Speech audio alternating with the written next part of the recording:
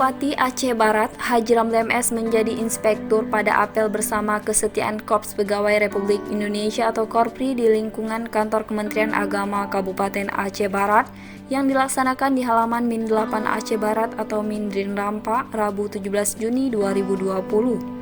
Bupati Aceh Barat, Haji Ramli MS dalam arahannya menyampaikan beberapa pesan kepada seluruh jajaran Korpri di lingkungan kantor Kemenak Aceh Barat terkait pemberlakuan kebijakan New Normal, yakni menyangkut dengan kedisiplinan dalam melaksanakan tugas. Para ASN berpedoman pada Surat Edaran Menteri Agama Nomor 16 Tahun 2020 tentang sistem kerja pegawai Kementerian Agama dalam tatanan normal baru, yang menyebutkan bahwa pegawai yang melaksanakan tugas kedinasan kerja dari kantor harus mematuhi protokol kesehatan sejak dari rumah, perjalanan menuju kantor, saat di kantor, dan pada saat melaksanakan tugas.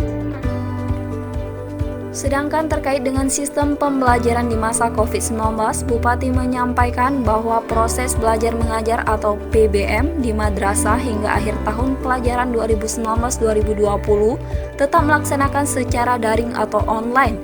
dan direncanakan proses belajar mengajar atau PBM secara tatap muka pada 13 Juli 2020